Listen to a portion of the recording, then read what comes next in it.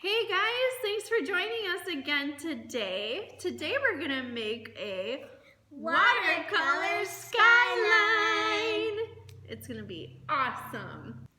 For today's project, the supplies you will need are a paint palette with watercolor paints, watercolor paper, or if you don't have that, cardstock, Sharpies, or we have these black pens, a pencil,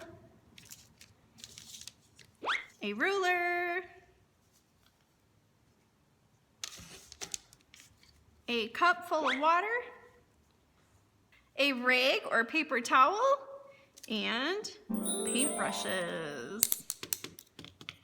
To get started, we're going to take our ruler and we're going to create a bunch of different rectangular buildings with our pencil.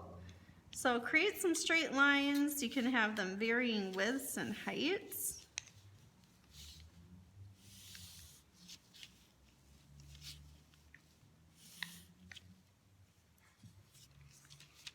And then for some of your buildings, you can have flat roofs or you can have a pointed roof. So you can either freehand the roofs or you can use your ruler, whichever you'd like.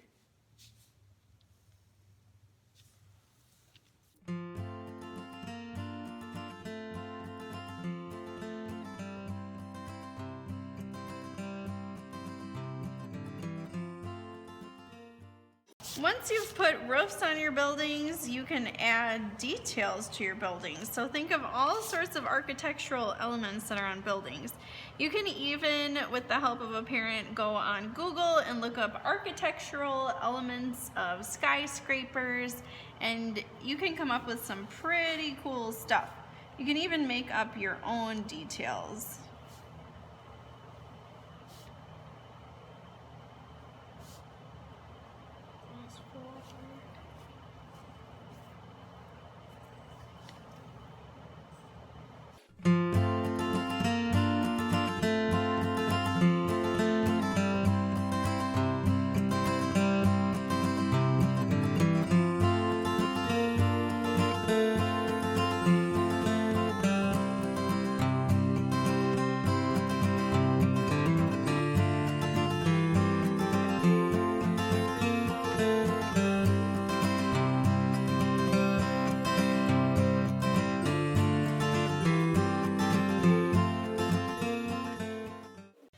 Okay, so we put in quite a few details. Peanut Butter put the bakery, the aquarium, even has a cool little octopus in there and a fish, some trees, so feel free to get super creative. And a shoe shop. Ooh, I like that. You can look up different countries' architectures, like you can look up European architecture, you can look up China. Yep, you can look up architecture in China, so all sorts of possibilities.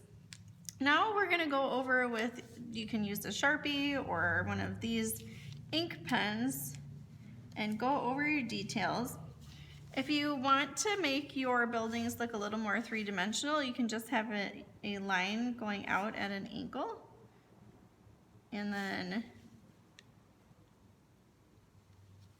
go like that. It's amazing how something so simple can make it look three-dimensional.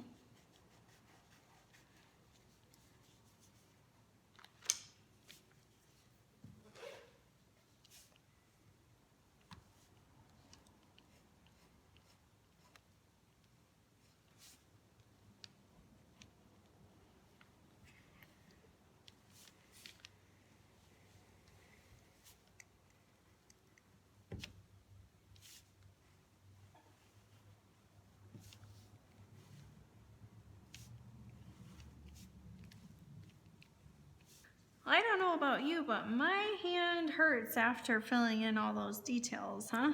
Yep. I focused on the most important details that I wanted to stand out the most. So if I want something to be subtle when I'm painting it, I left it without using the marker to fill it in, like bricks and curtains behind the windows, but I filled in the things that I wanted to stand out most, like the windows and doors. So now what we're going to do is we're going to get our skyline wet.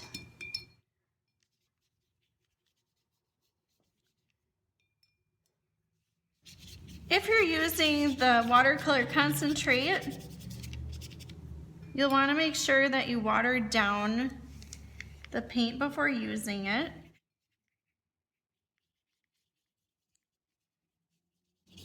And I'm going to make this sort of like a sunset for mine. I'm going to do some red. And then I'm going to take some yellow. I might do a sunset too. Ooh.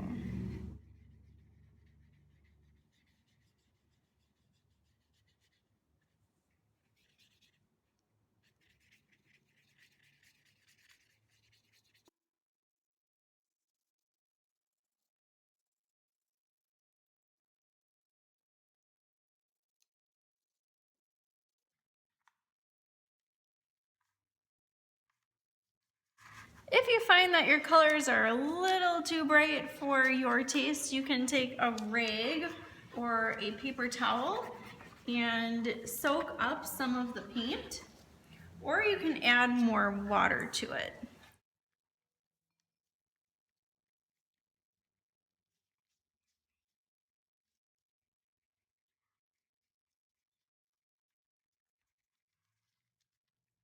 Now I'm going to decide what colors I want my buildings to be. I'm going to make each of them a very pastel color.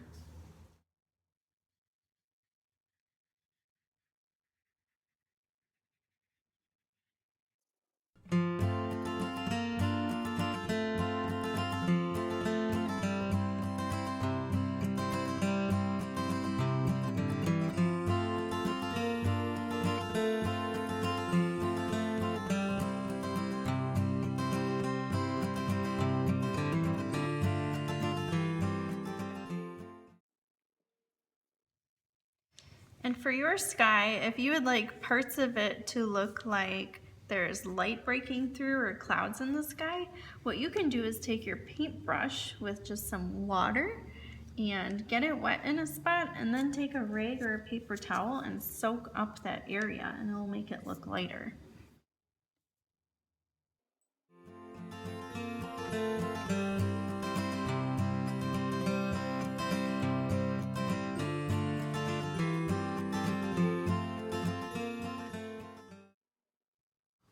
We're going to add in some reflections in the windows by watering down blue and using a small paintbrush and very lightly going at a diagonal angle to fill them in, but leaving some white.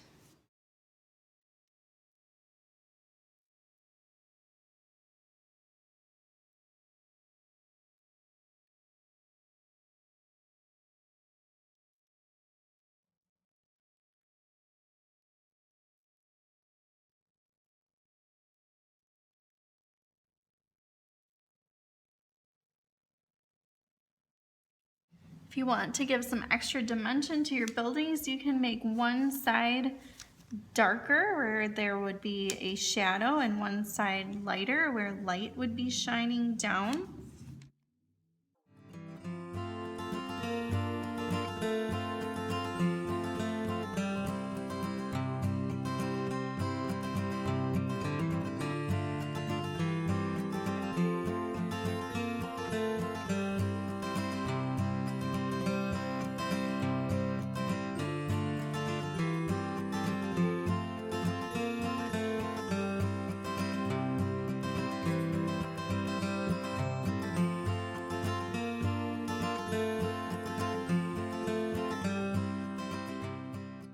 Should we show them how ours turned out? Yeah. You first. Wow! I love it. Nice job. Thanks. Here's mine. Whoa. Thanks. I had so much fun making this with you. Did you have fun? Yeah. Good. I hope you guys had fun too. Don't forget to tag us on social media with your artwork with #WildFreeandCrafty. And follow us on Facebook, Wild Free and Crafty, and The Rustic Orchid. Thank you guys again for joining us. We'll see you tomorrow. Bye. Bye.